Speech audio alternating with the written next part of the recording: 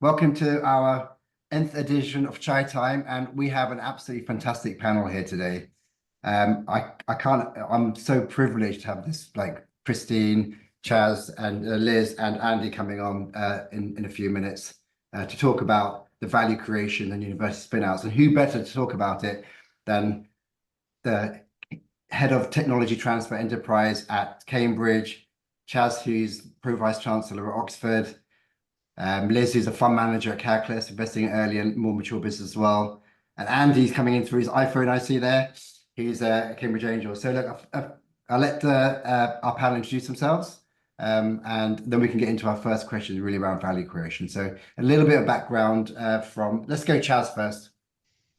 Well, Sunil, thanks first of all for the invite. So I was in Oxford for 3 years in the mid-80s before some of you were born. And then I spent 19 years at GSK learning how to discover new medicines. And I've been back in Oxford now 17 years. So I work in clinical medicine. My interests are discovering new medicines. But thank you for the invite. Yeah, I think we met when you were at GSK, actually. This is probably the reason you still talk to me there before you become up the higher echelons of Oxford. Well, I was still a young boy then. Christine? Hi, Sunil. Thank you so much for the invitation to join this discussion this afternoon. My name's Christine Martin. I'm the head of ventures at Cambridge Enterprise, and Cambridge Enterprise is the wholly owned subsidiary of the University of Cambridge that works in promoting entrepreneurship and commercialization of opportunities from the university. And my team in particular are involved in investing university cash off the university balance sheet into university academics and entrepreneurs to help the output of their research benefit society. Thanks, Christine. Liz? Hi, thank you very much for giving me the chance to come and chat about Spinouts. My name's Liz Klein. I've been in life science investing for 25 years in one form or another. I'm investment director at Calculus Capital. Calculus is an EIS VCT investor. We invest in 3 areas: life sciences, tech, and creative content. And we've been doing this for over 25 years. We tend to be slightly later investor, so something is spun out, then they might raise a little money through the spin out, and then we come in after that. Thanks, Liz. Andy? Hi, I'm actually at the University of Sheffield today, so apologies for the background noise. Yeah, my background is I was a lecturer at the University of York, computer science department, and they made the big leap into business from there, set up a software company which was acquired 5 years ago, and now I'm investing in startups. So I've experienced the journey from academia to startup. I think it's great. We've got a panel from all sorts of different walks of university life, ecosystem, fund managers. Just most people know me who are dialed in, but just in case there's a few others, I'm Sunil. I'm co-founder, co-CEO of o2h Group, and I run the fund o2h Ventures within the o2h Group. And o2h Group spans discovery services, venture investing, and incubation. So we kind of do the whole gamut. We're based in Cambridge, and we have a larger site in India, in Ahmedabad. So look, the reason why I thought this would be a good discussion is there's a lot of chat around university spinouts as a separate asset class. And, we've done quite a lot of investing in university spinouts from various universities, obviously a lot from Cambridge since we're based here, but not only Cambridge, Nottingham, Dundee, Sussex, Oxford, and probably some others in there as well. So the question is, do these university spinouts actually create value? So that's kind of the theme, and what can help them support them to create more value, I guess. And my first question is really around the stage at which we spin out our companies from our universities. And the question is, do we spin out our companies too early from the university?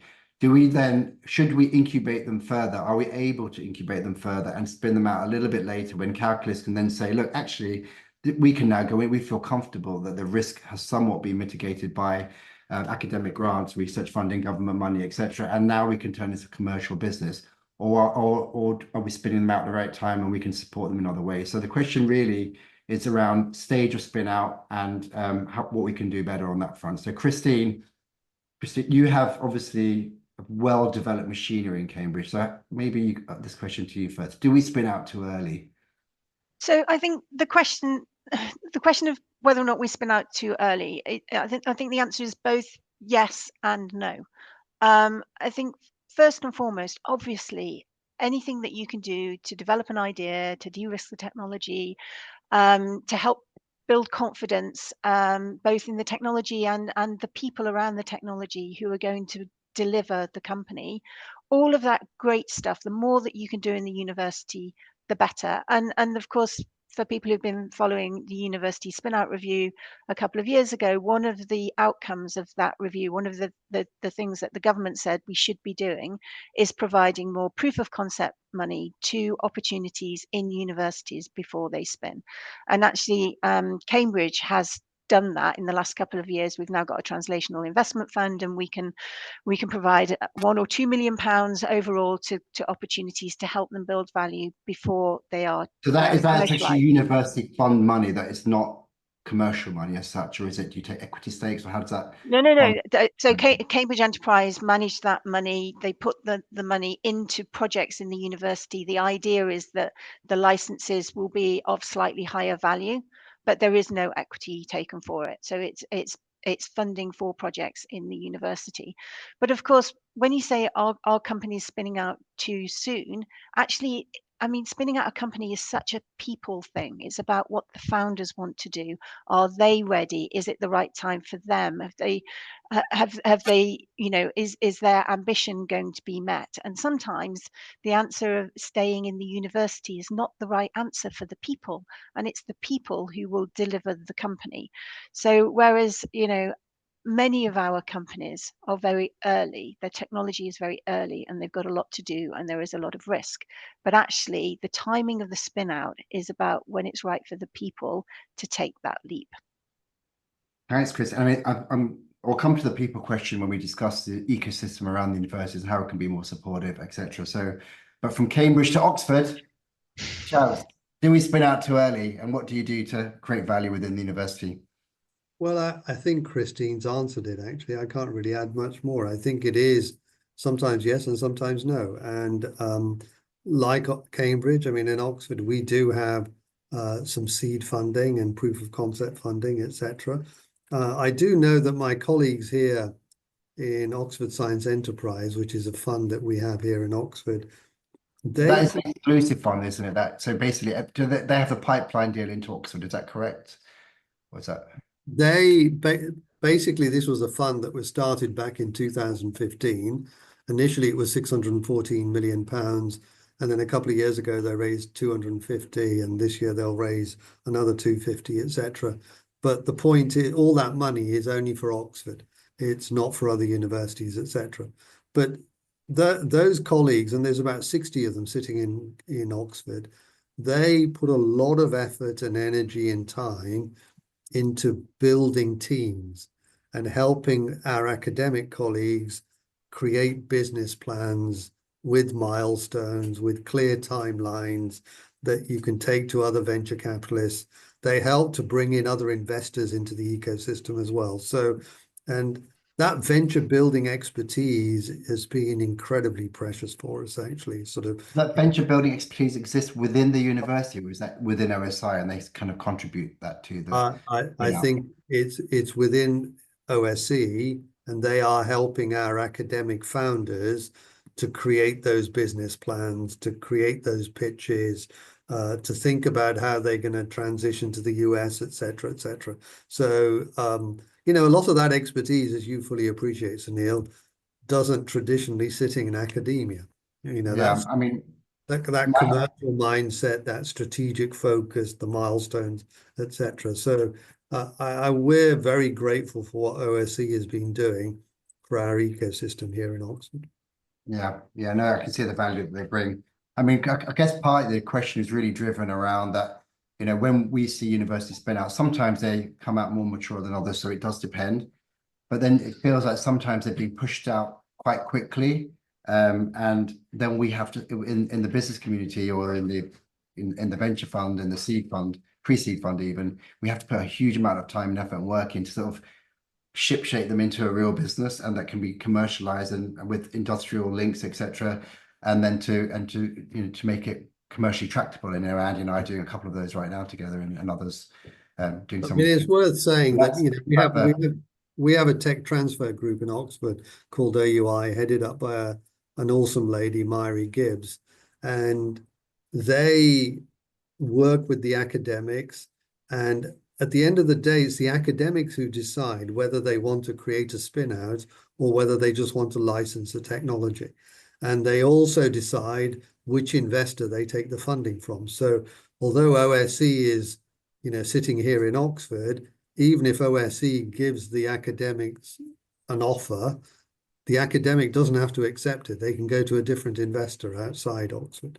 So the academic, if you like, calls the shots. I mean, the reason why we're sitting here and discussing it, because, university spin-outs, I mean, the answer is they do have some amazing businesses that have spun out of Cambridge, Oxford, and other universities, and right across the board. And they created multi-billion-dollar businesses, which is why we're trying to microanalyze how to do this better in a way. But I'm going to go to Liz. What would you like to see in a spin-out? What would make you come in earlier as a more mature EIS fund? What would work for you in terms of a first investment into a spin out? Yeah, it's a really good question. So if I just talk about what we like to see in a business, any business, we like to see protected or protectable IP or an intellectual step of some description. Obviously, sometimes in tech, you can't get IP. We like to see good teams. So teams that understand their business, have some commercial experience, and know how to, or recognize how everybody needs to get a return on investment. And sometimes those teams are not the teams that spin the business out of the company, out of university.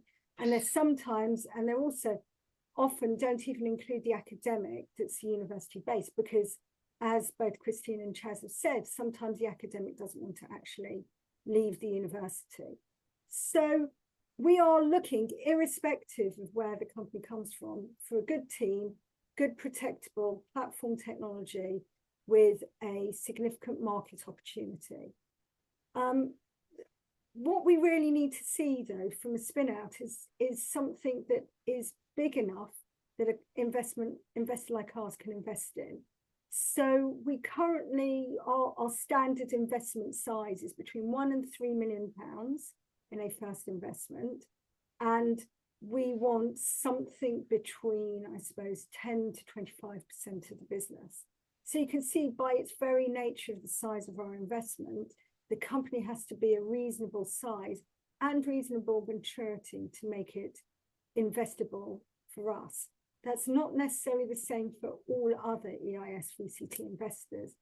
And we know that some others have different criteria.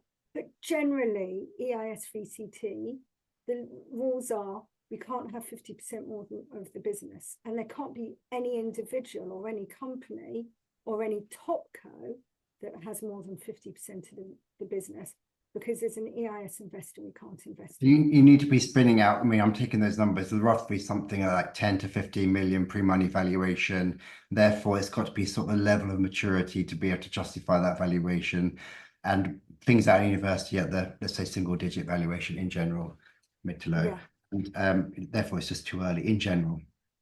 In general, that's not to say that we haven't in the past done some early investments, but I think our sweet spot, and I'd suggest it's probably the same for a lot of the other larger EIS VCT investors as well, is that post spin out round. So the company spun out, it's raised a small amount of pre-seed capital, and then it's that next round where we sit. Coming on.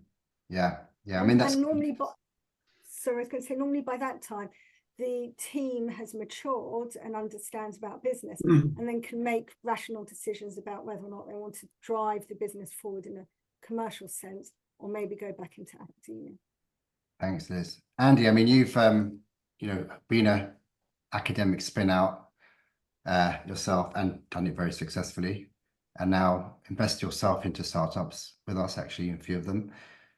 So what's your experience of, maybe just give it like your own anatomy of your own business and at what stage you span out at, and how it worked, and at what, how your investment process worked thereafter. So maybe Yeah, we span out as a software business, very, very early stage, probably too early, because it was such a huge learning curve for us to actually go from an academic environment, raising grants and so on, to actually making money, revenue. But the one thing that made a huge difference for us was we had some amazing business angel input and mentorship, and that made, that connection with somebody who's got commercial experience can help navigate you through all the hurdles of starting a business, I think is absolutely essential, and that's what made a big difference for us. And also, I think what we look for is tenacity in the founders in terms of spinning out and actually growing the business, and having the desire to learn how to be commercial as a business is also a key thing for us when we invest. I mean, you and I kind of come in first check on spin out generally, whereas Calculus will become next but That's one. right. The size and scale of their fund. And so what do you look for in that first, we've done quite evaluated a few things together, but what is it that you think makes it more tractable for you to put an angel investment into a first check-in? Yeah, if they reply to emails, that's a really good start. So you get a sense, I think, if people have the focus on getting investment, and they're doing the right things there. They've got a feel for how the business can grow, and they've got this, like I say, tenacity or determination, and that comes across in a very personal way, I think. I mean, often it's very, they may have a fantastic product or not, but ultimately I very much look at that relationship, how they grow that with you, how they respond to you, how they show initiative, because there's so many hurdles to overcome. Often people don't end up selling the product that they start with. They often pivot, in my experience, or find some different pathway. So that's what I'm always looking for, people with the initiative and determination to kind of leap the chasm from academia to the commercial side. I'm guessing that first money, and we often have to sort of look at the management, look at the team. Is it the right team for that business, and involve that in that first 1 or 2 rounds?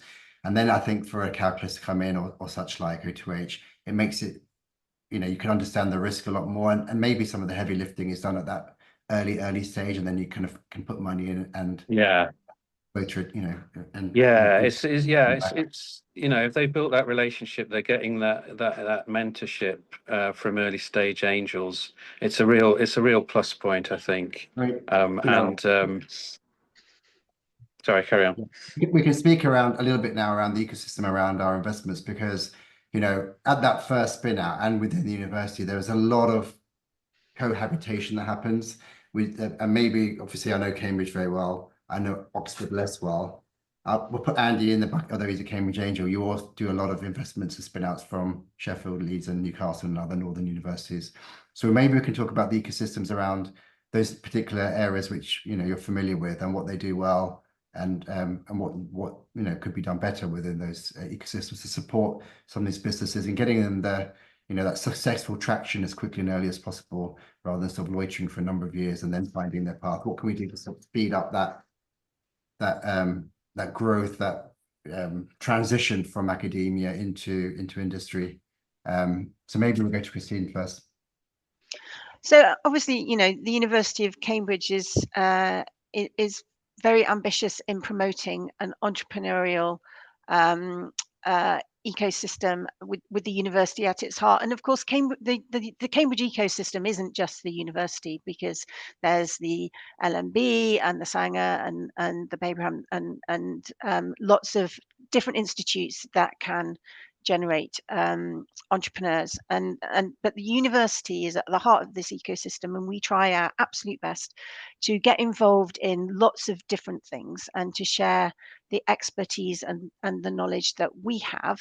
And also we find that pretty much everybody in Cambridge is really happy to also share their expertise and their knowledge. So anybody that I ask to help one of my companies always says yes.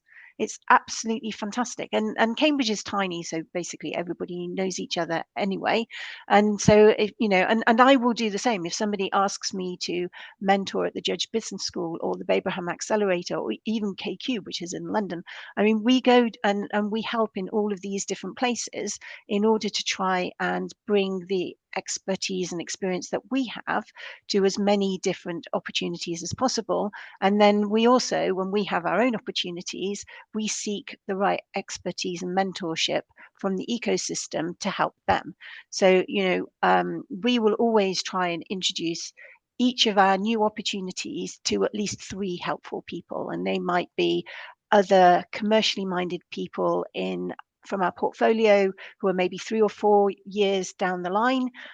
Cambridge has many successful entrepreneurs, so we might introduce them to one of the Cambridge Angels, or if they're in the life sciences side, we'll try and connect them directly with AstraZeneca, or if they're on the tech side of things, we might find someone who used to work at Arm.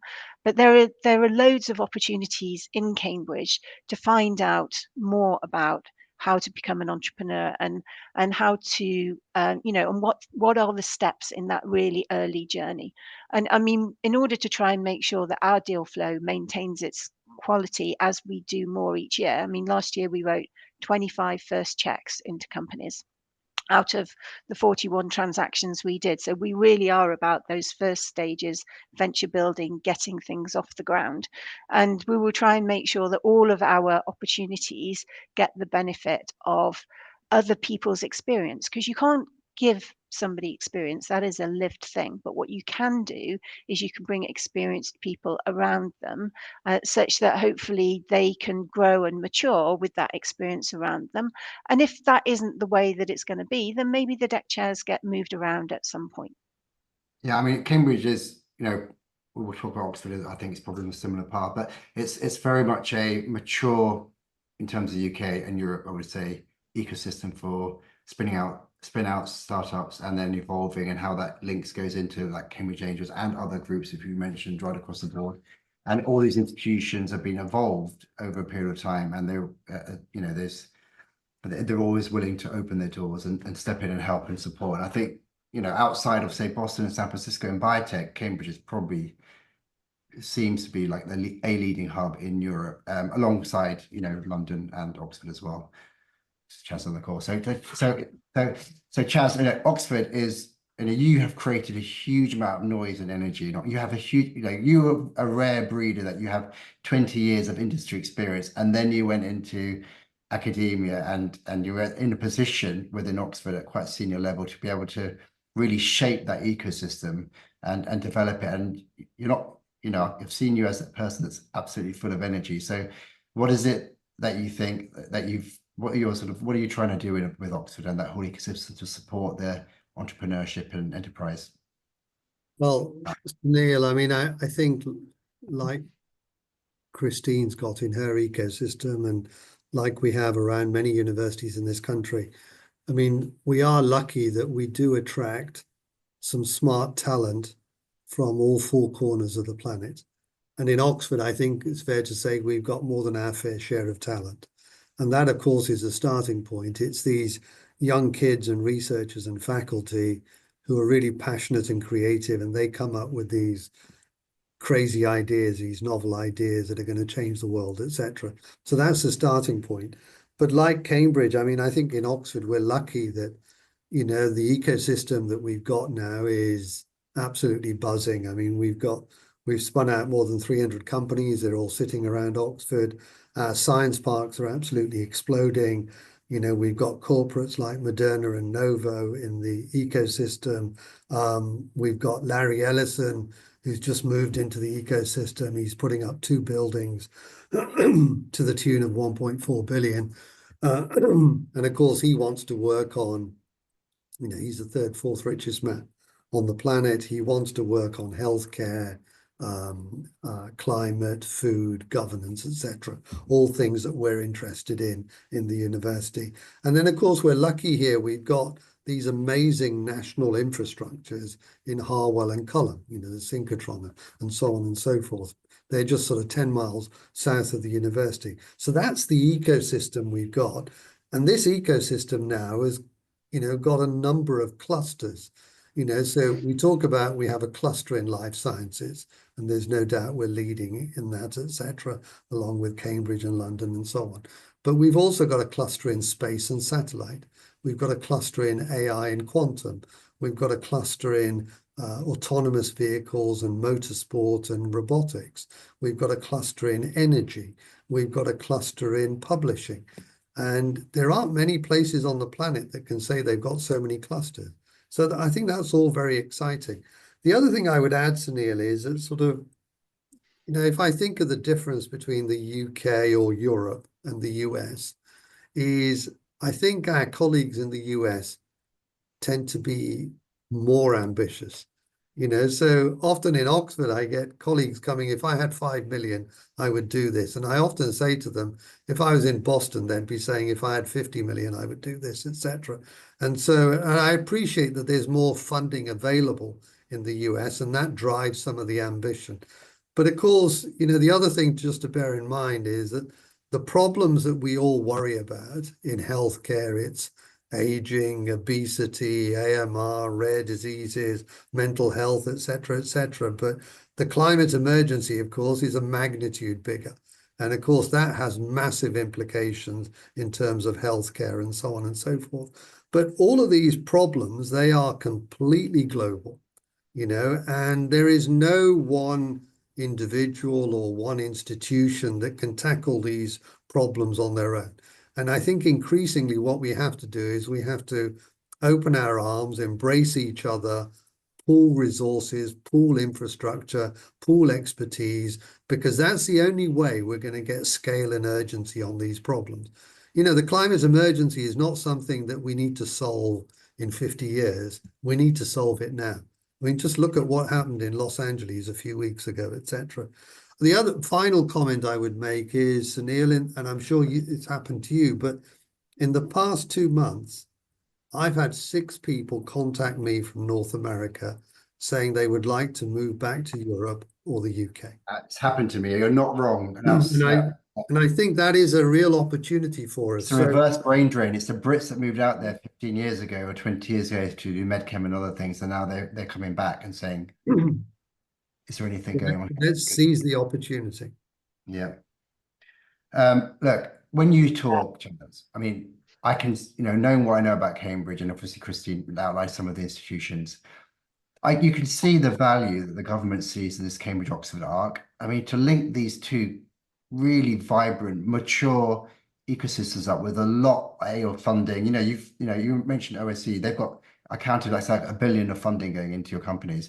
We've got several, maybe smaller funds in Cambridge, but probably equal to something similar, spread out across a number of different venture. And obviously, when people come from the US, they come to Cambridge and Oxford as spin-outs of towns because of the university heritage to invest. So I think linking Cambridge and Oxford up with this arc, and obviously linking in London is key. But the other thing I would just say is there's a lot of value in the other universities. Now, we're based in Cambridge, so probably half our things that we've done are in Cambridge, and we try to bring them into the ecosystem when we invest.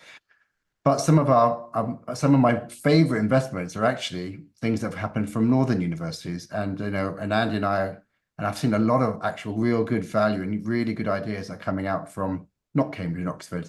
So Andy, I mean, you must be looking at Christine and Chaz thinking that's amazing. They've got a lot of funding there, but you see opportunity within a whole number of other universities. And so it's a question to you really as to what do you think could be done better, or how do you think we need to develop the ecosystems which you're more involved in, or that you've actually worked in?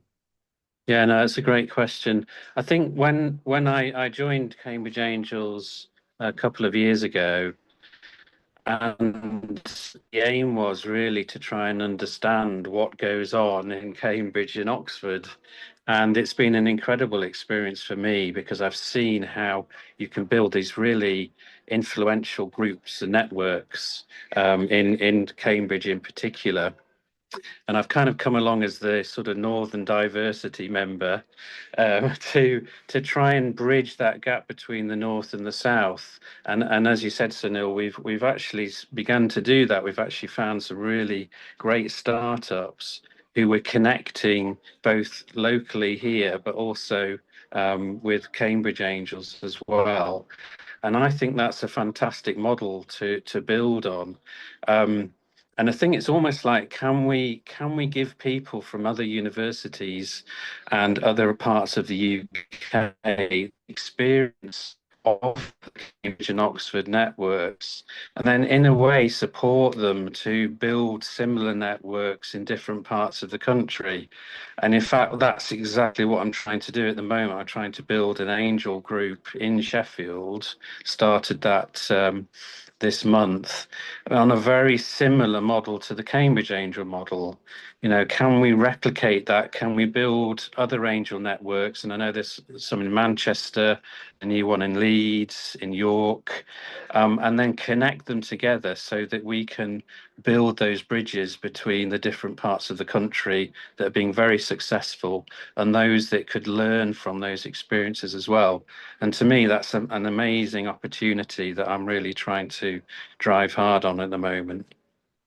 That's fantastic. I mean, you're obviously doing a very good job and, you know, bringing good opportunities into the Cambridge Angels and into our fund actually as well, which we're cooperating on some very exciting ones there. So look, so Liz, question to you is, you've invested obviously maybe into slightly more mature university spin-outs.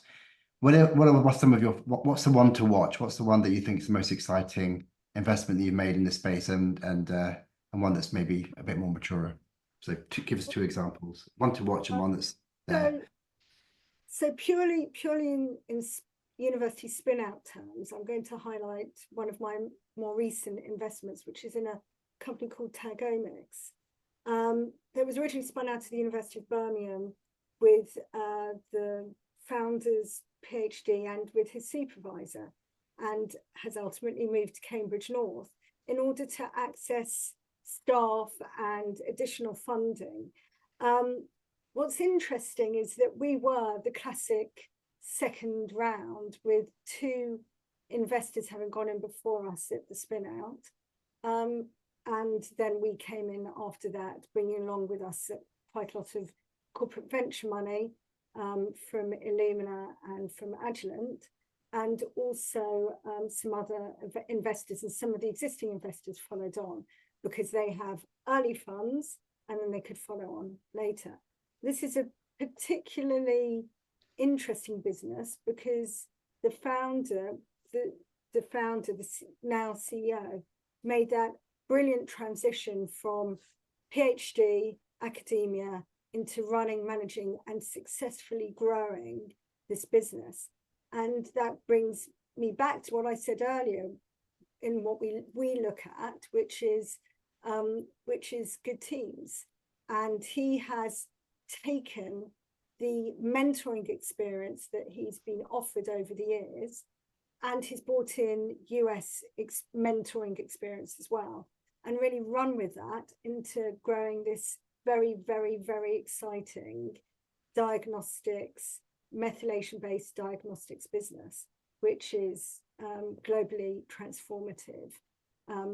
Still got some time to go, but globally transformative. So that sounds very exciting. Brilliant example of what works really well. What's a shame is that the network effect wasn't good enough in Birmingham, that there was had to come to what I agree is one of the best networks in the UK, which is Cambridge.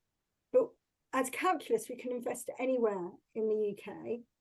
And we'd love to see Cambridge and Oxford replicated in all the other main regions, and it not just being regional money that some of the other EIS VCT regional investors have, but it's the mentoring, the network effect, the being able to call on expertise and be able to get match the right expertise, the person Christine can call up and ask for a favour, to the right founder. And that's what I think is missing in some of the other regions, because we don't have that historic precedent of doing it.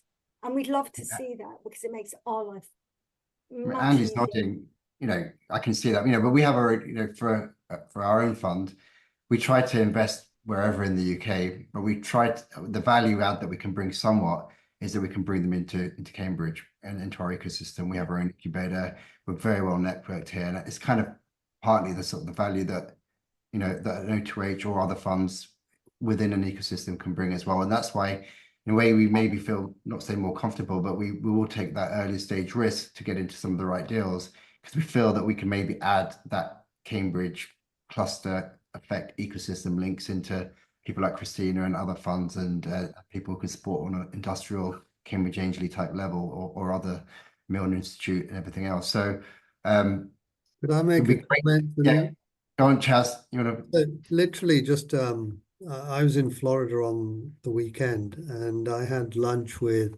Bob Langer. So I'm sure you all know Bob Langer. So he's and his son raising a fund. Yeah, so he's an academic at MIT. I don't know, a few years ago when I looked, it produced more than 1,000 publications and more than 1,500 patents, which is just stunning. But he's created more than 40 companies. Yeah, for our viewers who don't know Bob Langer, he's probably the most prolific biotech academic entrepreneur in history. If you go to Boston Airport, there's and he's one of the founders of Moderna. So on paper, I'm assuming he's a billionaire, but he still stays as an academic at MIT.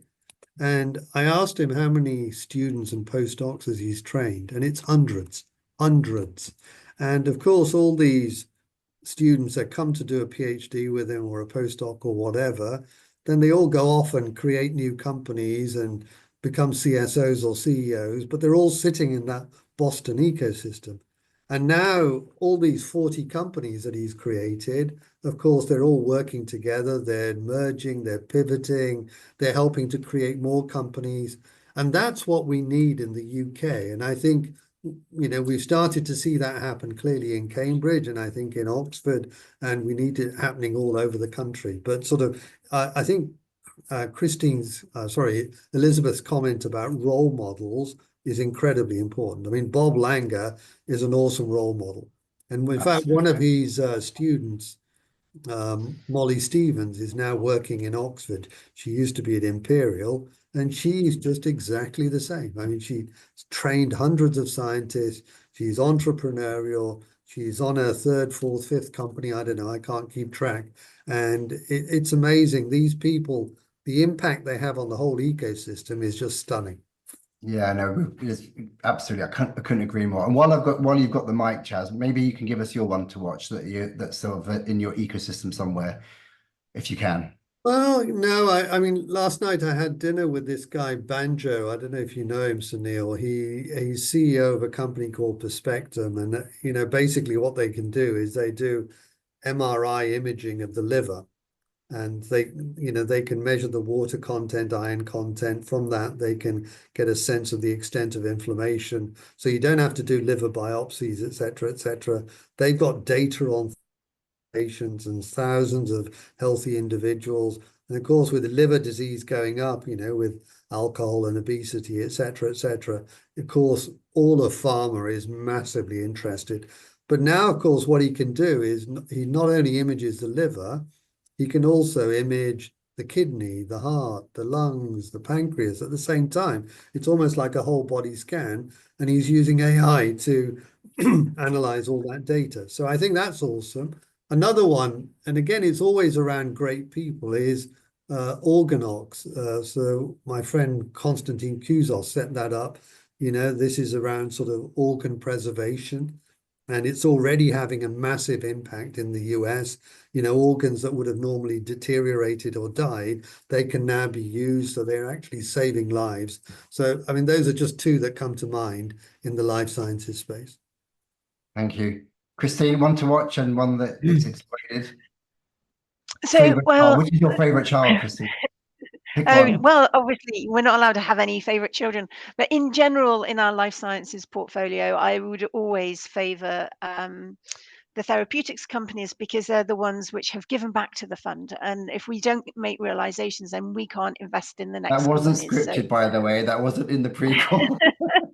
The yeah, fact that but the Exo1, Z Factor, Morphogenics, Gyroscope, they've all given us realizations, and that means that we have been able to support many, many more companies.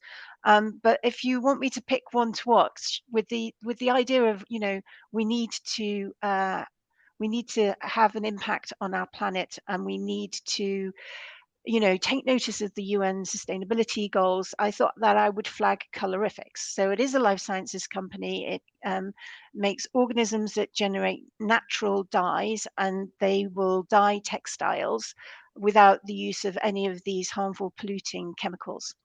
And the university has a big push on sustainability over these last few years, and Colorifics is one of the flagship companies in our sustainability portfolio. So I thought that would be something a little different. It sounds exciting. Andy, one to watch? Yeah, it's quite a few. But obviously, the one we've been working on is a Telerix, Newcastle based. We've got investment from Cambridge Angels, and they've got this brilliant gel for preserving cells at room temperature. No need for the cryopreservation that you typically use, which not only has a benefit, a green benefit, but it's an amazing technology for fundamental to so many areas of bioscience. So they're a very exciting Yeah, one to we watch. came into this one. I'll just interject why we invested, maybe just because this is not a normal one we do. Obviously, we're a therapeutic fund, most people know. And this is not quite therapeutics, but broadly, I would call it an enabler of therapeutics, because you need to be able to ship effectively to transport cells. So when they pitched to Cambridge Angels, actually, I was like, if this works, this will be amazing. It's game changing, because we ship cells all around the world all the time, and we spend a few $1,000s per shipment on dry ice, or thereabouts, or close to that. It's actually cumbersome, expensive, and it's quite kind of annoying for the scientists to order the dry ice and pack them all up and such like. I thought if you can just slap some gel on some cells and ship them, and they're okay at the other end, that is absolutely game changing. But I'd actually never believed it would work. So I asked my scientist downstairs to actually, I said, look, just get some of the gel, stick it on some cells, and ship it to our site in India. We have a research facility there. And the guy said, all right then. So they got the gel, they put it on some cells. And I forgot about it. It was like 6 weeks later, the Telerix guy said, how did the tests go? We want to go back to Cambridge Angel and see if we're interested in investing, etc. I said, oh, that's a good point. I have no idea. So I messaged one of our scientists. I said, okay, so no, we just had it back today. Sorry, we didn't get back to you earlier, but the shipment didn't arrive because the shipment got stopped in Mumbai for 6 weeks in 40-degree heat, because there was a heat wave in India, and the customs stopped the shipment, and it arrived basically 6 weeks later. The biologists there revived 60% of the cell lines, which is absolutely enough for actually to revive the whole line. And normally it's like 80% in cryo. But the fact is that they could revise the cell. They were just gobsmacked and amazed that this stuff worked. And this is obviously, therefore I came in, led the angel round in and the o2h round into that, and joined the board. I think it's going to be amazing. I think it's going to make a lot of money, that one. So yeah, and thank you for bringing that, Andy. That's quite a good one. Any other ones that you want to highlight? Any other ones? Oh, should I talk about one maybe very quickly? So Camgene is one that we actually incubated downstairs. So the founder is Erpan, and he's ex-AstraZeneca, and he was working in our building with another company and hatching out what he wanted to do next. And we kept chatting over the coffee machine as to what business he might want to set up, etc. And he's very much in the lipid nanoparticle space. So now it wasn't an area, a modality I was particularly familiar with, but slowly he got me interested. And then one of my trips back from San Francisco, I could see the sort of the momentum behind LNPs. I said, right, Erpan, you need to tell me about LNPs and what we can do with them. And he basically designed a business plan to target lipid nanoparticles into the ear, get through the middle window to essentially to cure hearing would be the longer term goal, but the midterm goal would be to, in combination with a cochlear implant, to improve the outcome of cochlear. So we wrote a plan, he wrote a plan, supported by the o2h team, and now he's about to raise 2.5 million to get his business off the ground. So I think that is definitely one to watch. I'm sure that will fly. Yeah, so I think we're kind of out of time. I'd kind of like to keep it to time. Is there any last comments of things that people wanted to say, or comments that you'd like to just say in general about the ecosystem, about the value creation, and or what could be improved? Any other comments? Make a quick comment, if I may. Charles, and then Christine. I mean, I think going back to this comment about sort of, we shouldn't just focus on Oxford and Cambridge, and we need to think about the broader UK. I mean, I think, and connectivity and leverage in general. I mean, one of the things, for example, we've been doing with Birmingham, of course, you all appreciate in Birmingham, they've got the second largest hospital in the country. It sits next to the second largest medical school in the country. And right next to that, they're building this innovation building. They call it the Precision Health Technology Accelerator. Now, what the agreement we've done with them is, because we don't have enough innovation space in Oxford, we've said that some of the companies that we create here could be based in Birmingham. And the advantage for the company is, one, they pay lower rent. The rents in Birmingham are lower than Oxford. And secondly, in Birmingham, of course, they've got a catchment of 6.5 million patients, whereas Oxford's a tiny town with 250,000. So if they want those patient records or patient resources, that's a better place to be. But the other thing, Sunil, you know, our friend Richard Mason, you know, you just think of what that guy's done at Apollo. Yeah. Linking together pharma companies, but also looking at a number of universities, Cambridge, Imperial, UC, King's, Queen Mary, ICR, and just recently Oxford have joined the party as well. And I mean, it's just a demonstration that people like Richard and his team, they're picking the best ideas from wherever they can get them. And even the conversation we had briefly this morning, you know, this is a guy who has a company in Boston, but he was keen to meet with yourself, Sunil, because he wants to access your expertise and resources. So it goes back to the earlier comment that if we're going to tackle some of these problems, we're just going to have to join forces, and it doesn't matter where you sit. Yeah, no, I absolutely agree. And as a, you know, we're a small fund within a larger machinery, and we're always looking to collaborate, support, and help, because companies need different skills, different expertises. And if we can all work together, we're going to create something bigger, without a doubt. I completely agree. Christine? I was just going to finish off by saying, and I completely agree on the collaboration. And we work, you know, there's a connection between Cambridge and Manchester and other places. But what I was actually going to finish off by saying is that it is an absolute privilege to work with entrepreneurs and talk to them about their technologies and how they might want to commercialize them. And not every conversation ends up with a company, but hopefully every conversation ends up with a few more ideas and the next step on the way, etc., etc. And I think that's what we really try to bring to every single thing that we work with and that we talk to, is advancement along a path which hopefully will turn into a successful commercial opportunity. And it is a huge privilege to be able to do that, and it's great to be able to do that with so many fantastic collaborators, including yourself, Sunil, and the Cambridge Angels. This is genuine. The reason why I picked this panel is because the people around here, or, you know, they will pick up the phone to anyone, as in if they're introduced, because obviously people like, you know, people may in this panel may get a lot of calls from a lot of people, but, you know, and there's limited time, but they will, if it's referred, they will generally make the time available to support and help. And I've seen every one of the people on this panel, you know, really share their knowledge and their network at the right time. Liz? Can I just add one last thing? You know, we've talked a bit about Calculus being the next stage, the second stage investor, but that doesn't stop people and shouldn't stop anybody sending us their business plan now or as they're spinning out, because actually what we really like to do is get to know companies, get to see how companies evolve in those early stages, get to see what they did well and what they didn't do well, and then build that relationship with us so that when it's the right time for an Calculus to invest, we can, because we've already built that relationship. So for anybody who's listening or anybody who's on the screen, if there's a fascinating, brilliant business with a great team or a great founder that you want to share with us, share it. We'll probably say no at this point, but we'll probably say yes a year or 18 months down the line. It's And actually that's that. how So you I spoke build to relationships early. one of our companies actually approached Calculus, and the feedback was it's a bit too early for them.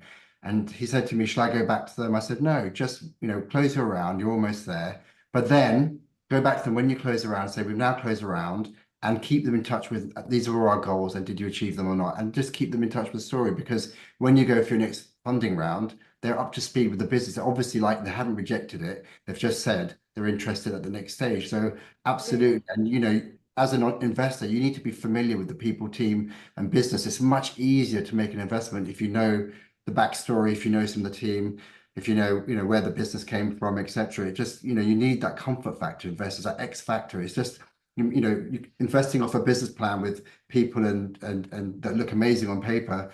It's quite hard for an investor to put their money into that kind of business. They've got to understand, be aware of the backstory, be aware of the people, the team. Oh, I know that SAB member. I can then call him up. Do I understand? Okay, yeah. So hopefully that brought a bit more color to your point. Andy, any last comments? Well, yep. Yeah, just to say, and You're breaking up hear a about bit. all these Oh, you're back. exciting opportunities. Sorry. Yeah, You're back. yeah. Just say it's really exciting to be involved in these conversations, and I'm just also really excited about the opportunity to bring some of these ideas to other parts of the country, and also the beer's a lot cheaper up here, so it's a great opportunity in Sheffield and Yeah, the no, north as absolutely. well. Execution cost, cost of execution even within the UK can vary dramatically. Obviously, our spin is that we're a lot cheaper than the US, but even where you are, it's obviously could be a lot cheaper than where we are. So Absolutely, yes, and great talent as well. So yeah, but thanks for asking me along. no, look, genuinely appreciate all your time. I think it's been a fantastic discussion, and we look forward to catching up with you again soon. Thank you.